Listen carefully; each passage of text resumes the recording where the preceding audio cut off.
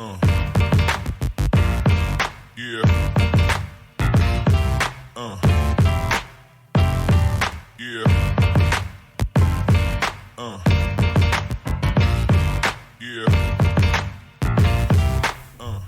Okay. Hey, this is the Summit Realty Group Podcast. I'm Blake. And I'm Nick Williams.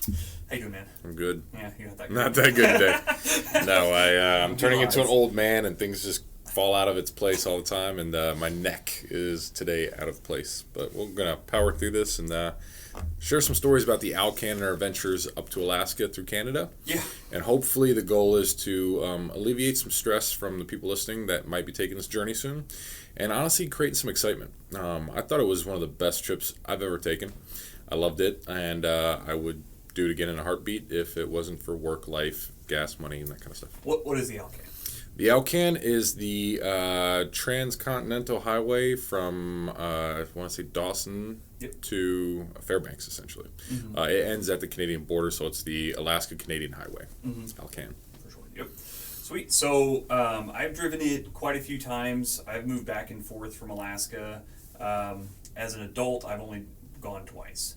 So I was a kid most of the time, so it's a little bit different for sure. So we want to talk kind of the differences in moving civilian side. I'm a civilian, never been in the military, and then I'm going to talk more about the military side and how. Well, the moving part's very similar, except the same different logistics of maybe how you get your stuff moved. Well, I mean, the biggest difference is, and the military people are going to be screaming, we can move our furniture for free. Mm-hmm. So we have people that come to our house, pack it up for us, start in the back of a truck, and then boat it, rail car it, whatever, to get it up here. Mm-hmm. And so when you're in the military and you're coming up here, you have the luxury that all you need to do is pack up your car, kids, dog, wife, start driving. Yeah, or plane. Or plane. Yeah, and then the military will ship up to one vehicle, and so if you only have one vehicle, it's another option to avoid this entire conversation altogether. Yeah. But most people do drive, and the issues are usually when they want to start doing it like the civilians, where they move a lot of their own stuff, because now the Army says, hey, we saved money on movers, so we're going to give you a partial allowance for carrying a lot of your own goods up yourselves. Mm-hmm. And they think they're going to make more money that way, but I've seen car accidents, I've seen issues with the border crossing. I've seen countless issues when people try to do that, and all of it is they're trying to get an extra $1,000 out of the government. And I think honestly, after doing the trip myself, it was a 2-week trip for me from Georgia up here. I would have never done what we call a ditty move, or a partial ditty move, which means I'm taking a lot of my own stuff instead of the Army moving it for me. Yeah. So if I can discourage anybody from doing that, I know money is important. I know there's a little bit of money you can grab from that, and a lot of people probably have great stories about it. Yeah. But everybody I know just has horror stories about trying to drag a trailer up here. And most of the civilians, carry U-Hauls up here. Mm-hmm. And stuff like that too. So it's very similar to the civilian experience once you do it that way. Yeah. So beyond maybe the paying for it. So let's start with maybe a summer trip. You did it in no snow, right? I did it right after my launch date was 4th of July. I did a little detour. I went up to see my family and then cut across, went to Chicago for a weekend. Mm-hmm. After Chicago, I started hitting all these national parks, went across to South Dakota, went through Yellowstone Glacier, went up. Then I went, instead of going up through Edmonton and doing the commercial route through Canada, I went through Banff and stuff. So, still the ALCAN, once you get out of Banff and Edmonton, that's kind of where the ALCAN starts in Dawson. Yeah. But as far as the journey up here, I think as soon as you cross the Montana border and you enter into the Alaskan-Canada border, that's pretty much what most people consider the ALCAN, even though that first 2 or 3 days you're just going through Canada. Yeah, so I think if you're an American and you're coming here, driving through the states you've probably done something very similar. It's just a long drive. Hopefully. Hopefully. You're not, there's nobody stopping you at state lines unless, you're coming from a marijuana state into a non-marijuana state. I think sometimes. And even that, I don't know. I've never been stopped. I've heard sometimes you can. I live on the East Coast, or used to at least, and, driving between Maryland, D.C., North Carolina, I mean, it's just a highway. Yeah. It's a road that goes to another road. And even my cross-continental journey was just driving through. Never was there any kind of checkpoints or declarations or anything like that. Well, the USA is huge. And I don't want to skim that part, because you can see a lot of special stuff, just like what you did. You can make it a really fun road trip. Depending on where you're coming from, you're going to see more. I came from Arkansas, pretty close to Georgia. And we were making time, almost every time. And I'm very much 100% your dad when you're a kid. And I do not like stopping when I get Right. going. Like, it is, Key in the Gatorade bottle, son. Oh, baby. Yeah, so that's me. I like to, when it gets late, I just love to keep going. Just to get, like, every mile I get today, I don't have to do tomorrow. So, anyways, I've not done too many where I actually take a lot of detours. So, my trip from Arkansas, we did it, well, that's not true. We did stop 2 days with family. But if you take those 2 days out, we still did it in like 6 days altogether. And so that's usually how I am too. Yeah. This was the first trip that I was like, I was freshly, we'll call it broken up with. Yeah. I didn't have my dog with me because I Wait, didn't. pause. Here, I'm visualizing right now what happened. He gets in, he's got all his stuff loaded up in his car. He's got his dog, or whatever you're driving, truck. It was a Jeep back then. A Jeep. Grand Cherokee, not Wrangler. Shocker, military. You turn up some sad tunes. Thanks for stereotypical. Tears are streaming down your eyes. The windows are open. Blaring, just singing along. Blaring some. What's her name? Breakup music. Yeah, that '90s female singer. Oh, there's a Anyway. Anyways, go ahead. That's what I'm visualizing. Visualize that, but it was nothing Going like to a that. national park. No. Essentially, my girlfriend at the time realized that I'm going to Alaska. She didn't like the cold and basically said sayonara. So. Man. And then I gave my dog to my mom for the first 6 months while I got situated in Alaska. And then everything came full story later on. But so I'm driving up north, and so the first thing, like I said, I think we're going to breeze over the USA.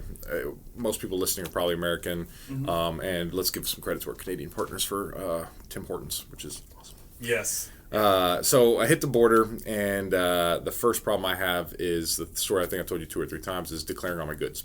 Mm-hmm. And so I've got a lot of other people's stories I want to throw in here too. But the first story is this is pre-COVID? This is pre-COVID. This There are is 2 different Canadian 2016, borders 17. Yeah, there is, and we're going to touch on post-COVID a little bit. But now with post-COVID, you need a vaccine card. You need to set up an appointment. You can cross the Canadian border within a 1-hour block, and you have to schedule that. If you miss it, you have to wait 24 hours to get another block. It gets really complicated, and they're making it a lot harder. So this was the good old days in 2016. It wasn't that great, and we talked about it. They take all the terrible people from Canada, because Canadians are generally so nice, and they stick them all on the border. Yeah. Yep. Yeah, that's a fact. Yeah. It's like a concentration camp. They just straight that. up put you right on the border and say, this is your duty They station. get them early, too. Be as mean as possible to those Americans. We don't like them. Yeah. You know when you meet those kids, you're like, oh, darn, I just don't like that kid. He's so irritating. They're like, sign him up. They put him on a fast track. Pretty soon he's going to be at the border. Anyways. We're just waiting on line to get our number and tattoo, and then we get across. So, so now we're at the border crossing, dealing with those people. I had let the Army ship all my goods. The only thing that was in my truck was, tents, sleeping bags, camping gear, because I wanted to kind of rough it the entire way up. I stayed in hotels half the time, but I just wanted to be able to have a good experience and take my time for this whole journey. Get to the Canadian border, and they open up everything. They want me to rip everything out of my car. Luckily, it wasn't that much. It wasn't U-Haul or something like that. I pull everything out, and they find like 4 ammo cans full of ammo, like 5.56, 9mm, the basic stuff, but they were baffled by the amount of ammunition I was carrying and no weapons. And I had to explain to them, and I swear there's a language barrier even though we both speak English. The Army will send my goods, so my weapons, but they will not ship my ammunition because it could explode in the airplane or the train or whatever. So I have to manually carry these, and you guys gave me permission to.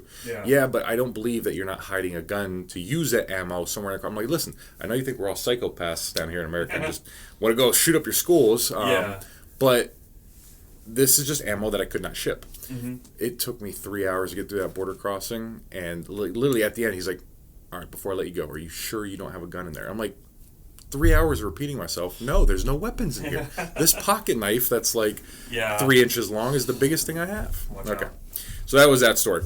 Then the next story that made me fall in love with Canada is I drove about a mile down the road, and if any of you cross in Montana, there's a gas station with a huge dinosaur in the front yard. I mean, it's like a 40, 50-foot dinosaur. We have the same thing down at Santa Claus house.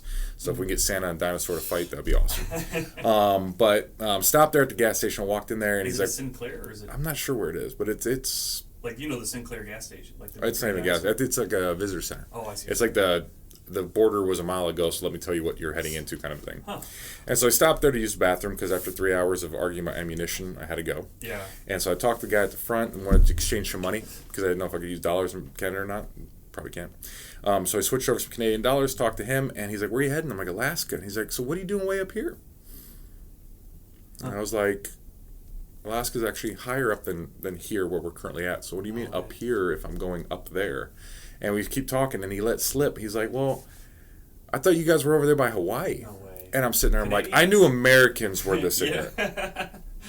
I knew there were some dumb people in America that really thought Alaska was next to Hawaii. But this dude literally pointed at the map, and it was one of those maps that has this cut out and put next to them. Small, too. Small. Yeah. And I just blew my mind. I'm like, we used to be part of you guys, I think. Like, back in the day, like, I think Alaska's a bit more Canadian than anything else. I would think, yeah, they've had more completely could not connect the dots. And I could explain to him, it's right up there by Yukon and Whitehorse. He's like, oh, really? Nobody, and they said nobody lives out here. So let's back up to the border with guns. Border with guns. You can bring, there is a limited amount of ammo you can bring. It's quite a bit. I don't know the number off the top of my head. I want to say 10,000, but I've just pulled. It's not a number. It's a poundage. Oh, is it weight? So you can carry, so many pounds of this and that, and it has to do with the type of munitions because some are a bit more explosive than others. Oh, okay. And then calibers, certain like 50 cal, I'm sure is limited. Some of that straight military issued stuff that the rest of the world's like, why do you have this? Mm-hmm. They don't allow that stuff. But 5.56 9mm, 40 Smith and Wesson hunting rounds, all that stuff, totally fine. Yeah. I would say. This is not border crossing advice. It is, but at the same time, it's not. Yeah. Call the border station before you go and get all your information straight from them. Since COVID, everything has changed. And here's the issue with that. Like, that's true. You should do that. But also, it depends on who you get. Sure. There's no hard, fast rules. So, okay, back They got way too much leeway there. They have a lot of leeway. And it's American side, too, because you have a similar... Well, you're an American coming back. I've never had any issues. I'm talking about the Canadians trying to come into America. I'm sure they deal with the nastiest Americans too. Could be. So the guns, I don't know now. You used to be able to clear at least long guns. I don't know if you can bring any handguns. You used to be able to get permits, and it was expensive. It was like $200 with each, whereas in FFL and shipping it would cost you like $50. Yeah. But it was like for every pistol it was so many dollars, and so many rifles so many dollars, and you were limited up to 5, I believe.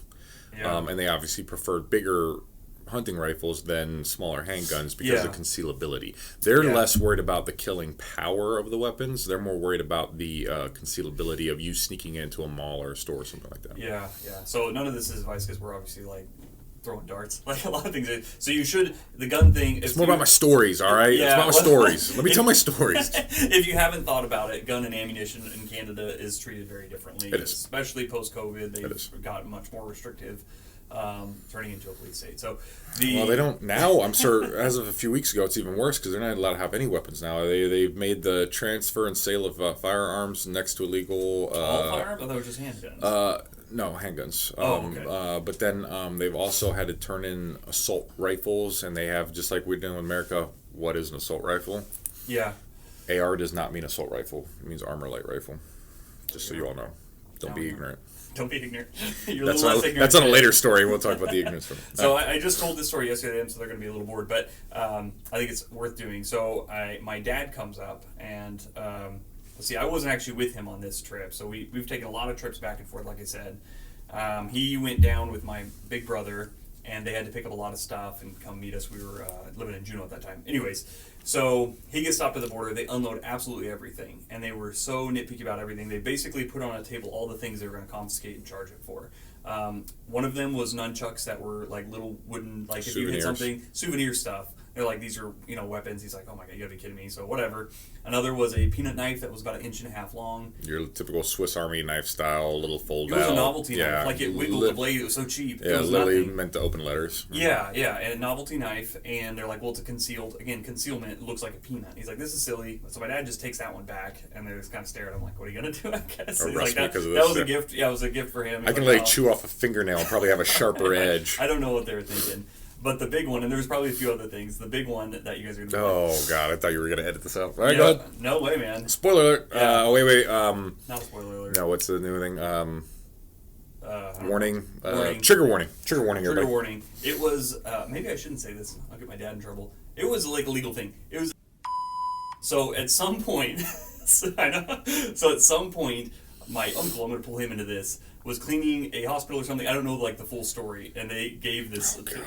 They gave this to him. So, anyways, it was like a legal thing to have. I know it's not great. Nobody likes the idea of death and babies. So it's not even his. Oh my God, this is so bad. It's in no relation. But I ask you, and I told you. This was like the '80s, man. This was a little bit different. This was way later in the 80s. Shut up, Blake. I'm trying to help you. So maybe I'll get. This was last week, all right, guys. So it ended up not being a deal. They did confiscate it. They later sent him a letter saying, "Hey, this was all on the up and up, but we did give it a proper burial and all that." Which again, I don't know if it really was necessary. But I ask you, if somebody is like, "Hey, his is very legal,"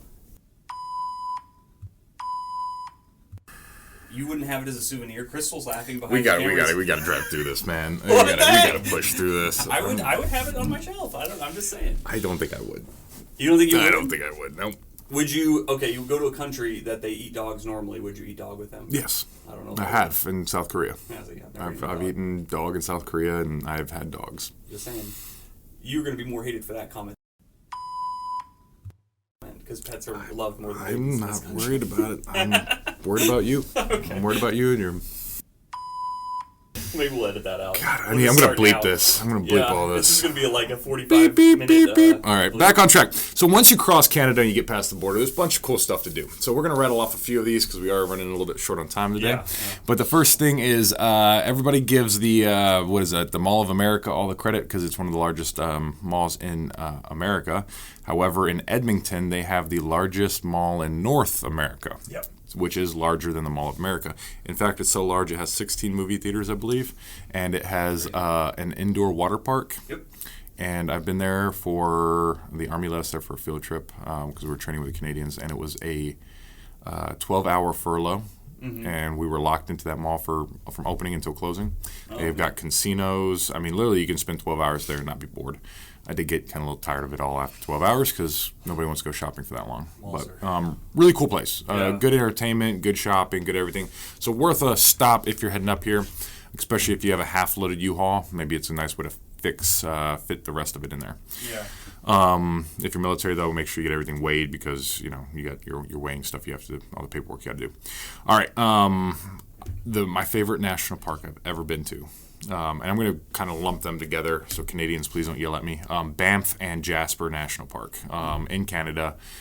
Pretty much you have to pick one or the other. Do you want to go to the mall or do you want to go to National Park? Yeah. Because where Calgary is going to be your main stop, and from Calgary you can head into the national parks if you head west, or if you head north, you head towards Edmonton. And there's the mountain range that you're kind of splitting around. And then you link back up on the other side of it. I love those national parks. They got the Skywalk Bridge up there, which is a nice half donut-shaped glass bridge that you can walk out and literally look down 1,000 feet. Awesome. Amazing, worth it. Get there early. There's a lot of tourists there. There's glacier hikes up there. Hot springs are up through there. There's some resorts. All of these great Instagram pictures you see on the internet, those all come from those national parks. And I'd probably say, driving through Canada a few times now and visiting different areas, my favorite place in Canada is Banff and Jasper National Park. Cool. Have you been to either one? No. I'm telling you, I smoked through every time. We've never, we stopped at the Edmonton Mall, but I, again, smoked through it in like an hour and a half. I visited every shop that was there except the bra section, I suppose. But I was with my brother at that time. We were like, boom, boom. We were just saw the map and we would hit every single one, walk through the whole thing. Didn't buy anything, of course, we didn't have any money. But no, we would just keep going. So my experience is a little bit different just because of that. Because it just we were in the car for 12 to 16 hours a day, always, every single time I've done it. And I don't know, 10 times. Next time, slow your roll a bit. I might. It's hard to see all the beauty at 120 miles per hour, 120 kilometers an hour. Yeah. So I came up most recently in March, and there was definitely still snow on the ground at that time. We hit it just north of the Canadian border, and we were in snow the whole time from there for about 3 or 4 days in Canada. Which lead me to my one tip. Yeah. After you get past Dawson, fill up at every gas station that you see. Yes, yeah. So even if you had 3/4 of a tank, top it off. A lot of people are pulling trailers with maybe SUVs that aren't really made to pull trailers, but they're rated for whatever. Even if you're doing it within the ratings, the one time I came down, I was in an SUV pulling a trailer. We got 5 miles to the gallon. It was bad. But yeah, every single gas station, I skipped one because we had just filled up, and I was at 3/4 tank. I was like, I probably don't need it, and that was the one time that we didn't see anything forever. I ended up finally, I was getting so nervous, carry an extra 5 gallons at least with you of gas, and so I pull off the side of the road. I was like, all right, I better fill up. Put that all in. Of course, it's cold at that time too, And anyways, we round the corner and literally there was Tim Hortons, which we were just about to talk about, which is like their Starbucks but better with donuts and things. Dunkin' Donuts more like, I guess. Yeah. Anyways, it was right around the corner. Owned by Burger King, I think. Or no, they own Burger King. It's the other way around. So we came up most recently with 3 kids, ages, let's see, probably 2, 4, and 6, right around there. So pretty young. We were doing a bunch of research. We decided to get an RV. That's one of like the best way to do it if you want my opinion on it. It's so much better than staying in a hotel, especially with kids. And you can stop whenever you like, and they can use tent camping. Be a man. Yeah, or tent camping. You could do that.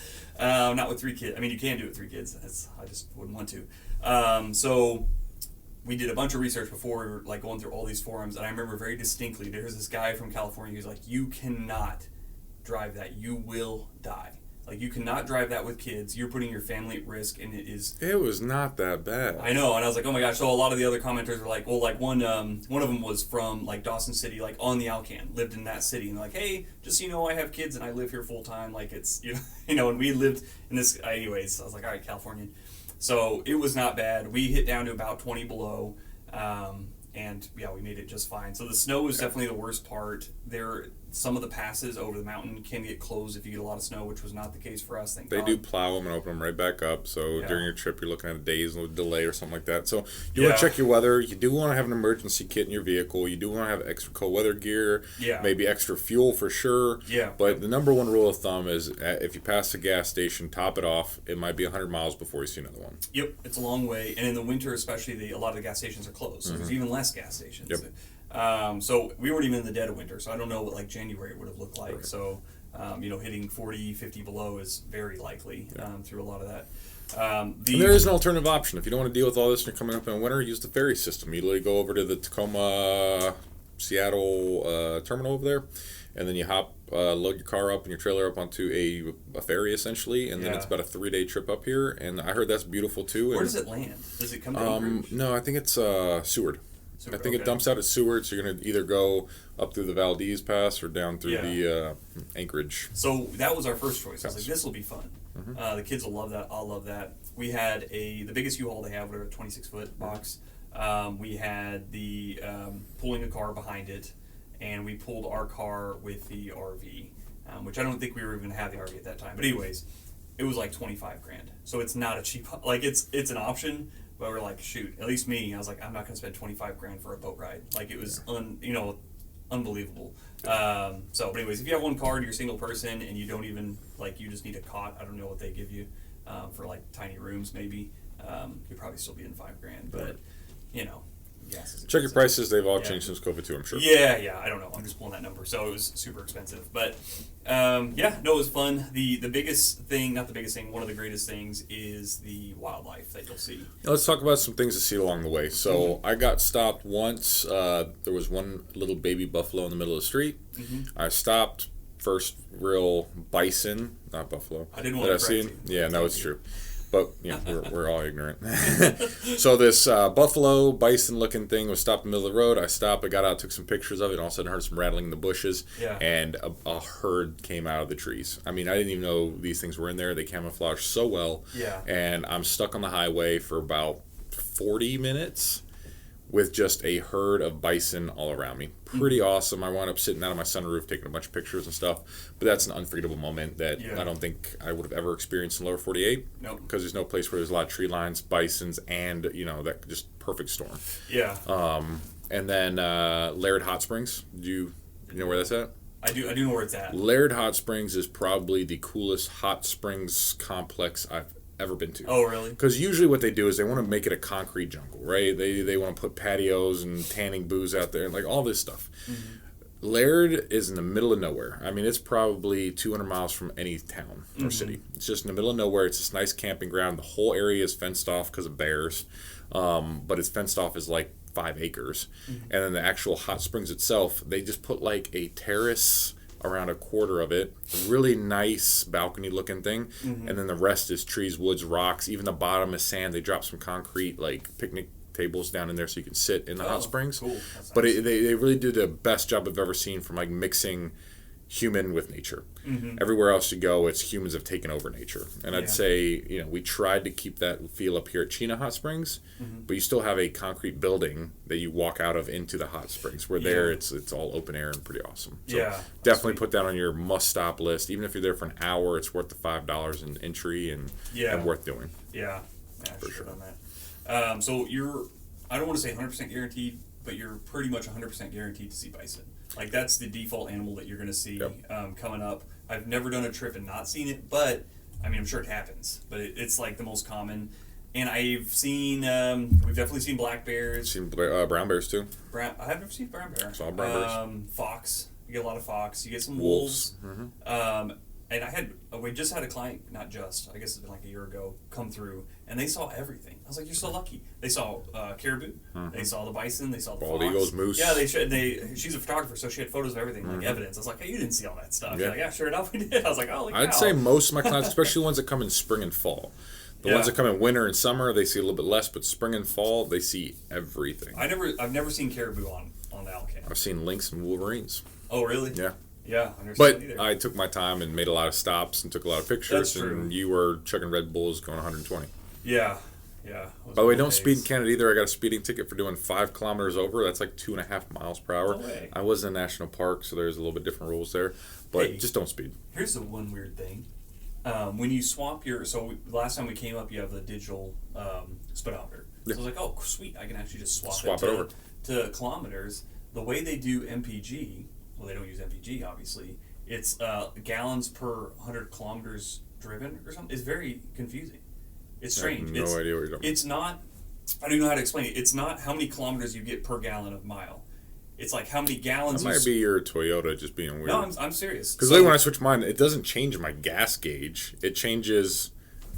Listen, it does. So the modern ones change it. So the way they look at it is how many gallons it takes to go 100 kilometers. Mm-hmm. So if it takes you 20 gallons instead of miles per gallon, or kilometers per gallon, which you think that wouldn't really matter, except it does. Here, let me give you a little story, and then we'll pinch this off. How long we got? We got time. We're good. This is very interesting. So if you had, let me remember how to do it. If you had one, it doesn't matter. Let's keep moving. That's an interesting thing. The way they don't do MPG, they don't do MPK. Now that we're all awake from our nap here talking about gasoline, back to the exciting part of driving through Canada. Yeah. So we talk about wildlife. Another cool place to stop is that little area. Is in Dawson, the beginning of the ALCAN where they have all the signs. Dawson City. I think. There's also a Dawson City. So careful with that. One's here and one's way up here. Dawson Creek is where it starts. Yeah, Dawson Creek. Dawson City is the place where you go and do the shot with the toe, and it's all pickled, and that's up. That's north of here. That's north of Whitehorse. 100% willing to do that. I know we've talked about that. We'll get there. Yeah. Everybody's okay with that? That's a man's toe. It's not an unborn child. Hey, side note, real quick. My mom was actually not born and raised. I don't know why I was about to say that, but she lived a long time in Dawson Creek. Yeah. So that was kind of cool. But. So anyway, when you start the ALCAN, you got the big bridge gate that says "Welcome to the ALCAN." Definitely get your tourist photo there. But then also, if you drive into town, there's this area where there are 10,000, 20,000 signs just nailed to different post placard. Mm-hmm. It's really a tourist attraction. Really cool place to go, though. Is it mostly license plates? Some are license plates, some are street signs, some of them are street names. I went through there looking, just kind of perusing. I found, and keep in mind, I'm from Virginia, a small town of 25,000 people. Yeah. We had the Salem, so our city has these little signs up there, little round ones, has a dove on it, Salem, which is the name of our town, and then just like, that's all it is. It's just like a sign for the town. Mm-hmm. And we have these any on and off ramps. Anytime you enter and out, exit a town, it's kind of like our city limit sign. It's always with that. Yeah. One of those was nailed up there. I had VMI license plates for my college there. I had, anyway, I just went through at least 10,000 license plates, started looking at the closest ones in my area and stuff like that. Mm-hmm. It's crazy how many people have made that journey and decided just to hang a sign there. Or I feel like it's almost a preemptive thing. I'm going through here, I got to bring a sign. Yeah. Because somebody had to steal the sign from the city before they could post it up there, right? Yeah. So really premeditated crimes, but an amazing stop to look at all the theft that happened in the lower 48. Definitely go there, see if you can find one from your own town. Yeah. No one's heard of Salem, Virginia, and isn't that the Salem witch trials? Or is that no, that's Boston. That's Massachusetts. Oh, okay. Yeah, Salem Massachusetts. Oh, okay. There's also Roanoke, which is right next door, but then it's not Roanoke Island. That's North Carolina, where the colony got Virginia's disappeared. we really like the history of that place. We're going to name our place Salem as well. Sure. Yeah, that's what happened. Yeah. I don't think I have anything to add. All right, so we talked about Laird, we talked about wildlife, we talked about the trip up, some border crossing stuff, definitely stopping for gas, having an emergency kit, the national parks. Get winter tires if you're coming in the winter, obviously. Here's a little tip. If you're coming from the south, they don't have winter tires at your tire shop. You've got to pre-order them. So don't just think like, hey, a week before I leave, I'm going to swap them. Right. Go in a few months before because you're going to, anyways. Absolutely, winter tires are important. Yeah. I would even say chains depending on what you're driving, and at least having one set, so for back tires or whatever drivetrain tires you have. Something else, don't be an ignorant person when you travel through Canada, meaning just because they say A at the end of a sentence, don't start trying to sound like a Canadian and adapting their accent. Comes off bad, comes off as rude. Also, they also do the right? The no, right? That was good, no? Oh, yeah. Yeah. You got enough gas? No? I just got a phone call. I was actually laughing about it from a would-be client, maybe, from Canada. And I thought he was pulling my leg. I thought this guy is faking it. Because every single thing he said ended with A. And he's like, I'm coming up and I'm thinking about getting A. And it was everything. And at a certain point, I was like, I have to ask him. But, he was very... There you go. I can get one of my uncles on the phone right now, and you wouldn't understand a word he's saying. And you're from Arkansas, and I'm from, I'm his blood. And I'm like... I know. Yeah, I say all the time. So it's you need to stop chewing up your words. Yeah. No, definitely a great trip. I recommend it for anybody coming up here. Don't be afraid of it. I mean, be timid about it, sure. Be planned and prepared for it, but don't be scared. Enjoy the trip. I think you need to slow down and take your time. Blake's going to tell you to pedal to the metal and get it done with. No, I don't know. You do whatever you want. There's some great resources out there. I run a Facebook group for military coming up here trying to help alleviate all these things called PCSing to Alaska. Feel free to check that out. And then also the Milepost magazine is one that everybody recommends. It's basically a magazine that's published every year talking about what gas stations are open, what stops there are, what routes you can take, things to stop along the way. So basically this podcast in the form of a magazine, we have no affiliation with it. Go and get that Milepost. It is like $30.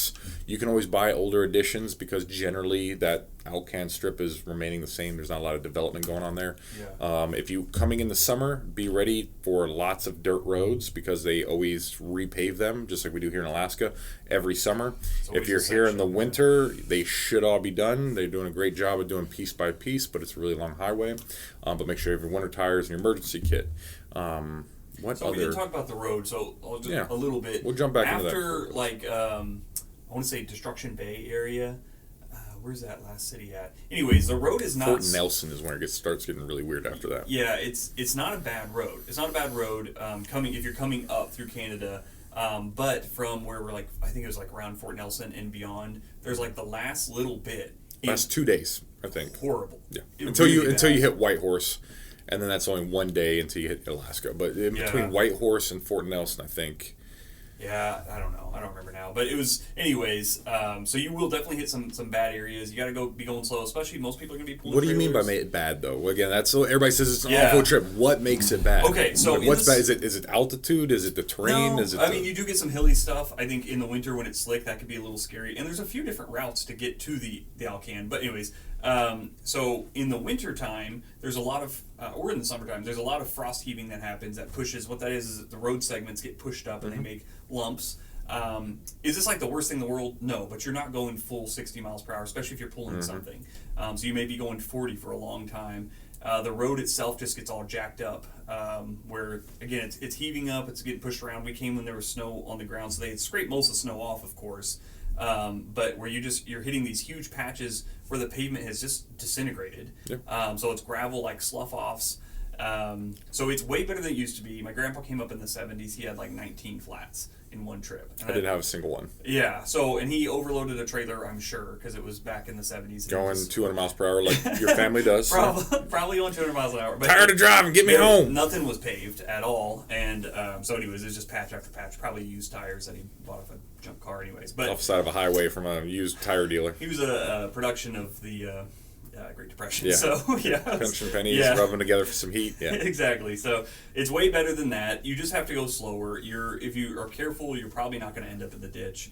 The wintertime, of course, it's more likely. There are chain up areas if you do have chains where it says, hey, between this and this time, you've got to put chains on. Usually it's for like commercial drivers that have to do that. So I try to keep in touch with my clients that come up here and are leaving from here. And I always try to pick their brain about the trip and what route they're taking, so I can share with the next person coming up and just be that kind of refiltering of information. Yeah. The pattern, since we all know I like my patterns, the patterns I've noticed is those that take their time and go slow, enjoy the trip, and really don't have any issues. Might have a stress point here and there. The hotel's booked. I didn't book in advance. The border being annoying. But generally, the trip is good. Yeah. The people that are like, I need to hurry up and get through this. I need a race. I need to go as fast as possible. They come up here with the horror stories about tickets, arrested, warrants, popped tires, car accidents, engines exploding. Yeah. Alexander. Yeah. All those people. My uncle, he overhauled his engine on the side of the ALCAN. One of my friends blew his engine up. I was stuck in Canada for like a month. Wound up coming back to Fairbanks to buy a new vehicle to drive back down. Oh my gosh. And there's more At least my details. Blazer mechanic, he bought this van. He had no idea about it. It had over 300,000 miles on it, and he just drives. He just loads it full of tools and drives, makes it a few hundred miles, and like I said, just blew up, and he was over on the side of the road for like 3 days, getting hitchhiking back and forth to get parts. Goes back to make sure that what you're pulling is rated for the vehicle that you're driving, so you don't overstress your engine. Hey, don't worry about that.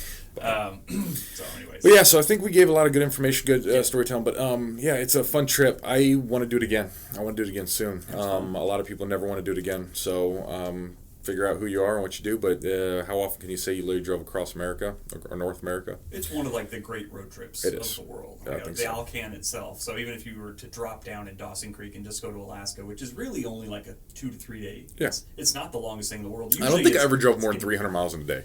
So I another, did take it nice and slow. Yeah, so another thing, and then we'll stop, is I think people underestimate how big Canada is. The way our maps are kind of laid out, they distort things. So Canada's huge. So you'll come through the U.S. in like 2 days. And you're like, I came from Georgia. It only took me 2 days. Or, you can go a little slower. But if you're really going, it only took me 2 days, it's just going to be a little bit. But once you hit Canada, you're in Canada for like 4 days, depending on where you're going, where you're coming from. But generally 3 to 4 days, easy.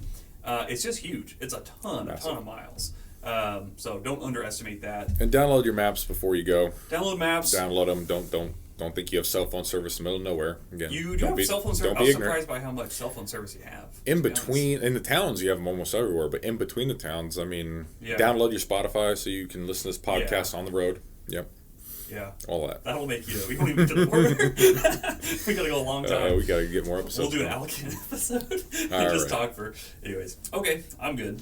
All right. Well, hey everybody. I'm Nick Williams. I'm Blake. And this was, I guess, the Summit Podcast for the day. It was great. All right. Have a great day. Yeah. Yeah.